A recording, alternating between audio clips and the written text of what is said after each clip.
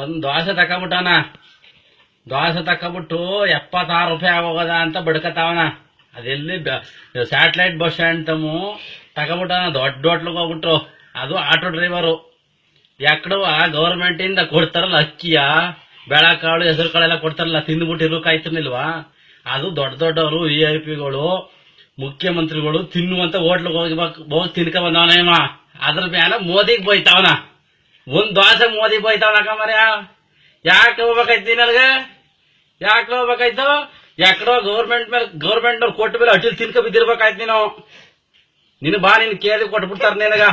ಸಾವಿರಾರು ರೂಪಾಯಿ, ಲಕ್ಷಾಂತರ ರೂಪಾಯಿ ಬಂಡವಾಳ ಹಾಕಿ ಹೋಟ್ಲು ಮಾಡಿಸಿ ನಿನ್ಗೆ 5 ರೂಪಾಯಿ ದೋಸೆ ಹೋಗಿ ಕೊಡ್ತಾರ. ತಿನ್ಬಿಟ್ಟು ಹೋಗು ಬಾ. ಹೋಗ್ಬಿಟ್ಟಿದೆ ನಿಮ್ ಮಕ್ಕ ಬೆಂಕಿ ಹಾಕ್ತು. ಅನ್ನ ಕೊಟ್ಟ ಮೇಲೆ ಯಾಕಡವ ಬಡವ ನೀನ್ ಮಡಗದಂಗೆ ಇರುವಂತ ತಿನ್ಬಿಟ್ಟು ಇರ್ಬೇಕಾಯ್ತು ನೀನು.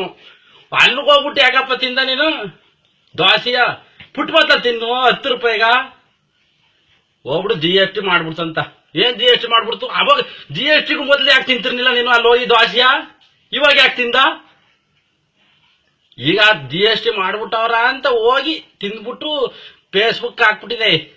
ನಿನ್ ಹಿಡಿಯವ ಎಲ್ಕ ಕಳಿಸ್ಬಿಡಿ ಇವಂತ. ಇವನ್ ಯಾಸಮೂರು ದೋಸೆ ವಹಿಸ್ಕೊ ಬಂದವನಲ್ಲ, ಕಳಿಸ್ಬಿಡಿ ಎಲ್ಕ. ನಿನ್ ಹಿಡಿದು ಹಬ್ಬ ಕಾಣಿಸ್ತಾರ. ಹೋಗು. ಮೋದಿ ಗುಂಡಿಟ್ಕೊಂಡಿಸ್ತದಿಲ್ಲ, ಹಂಗೆ ಆಡ್ತಾರ ನೋಡೋರಿಂದ.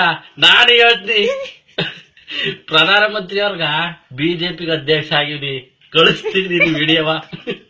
ಇವನ್ ಮ್ಯಾಲ ವಿರುದ್ಧವಾಗಿ ಕಾನೂನು ಕ್ರಮ ತಗೊಳ್ಳಿ ಅಂತ ಹೇಳ್ತೀನಿ. ನಿನ್ ನಮ್ಮನೆ ಹೆಸರಾಕಿಯ ಸಾಕು.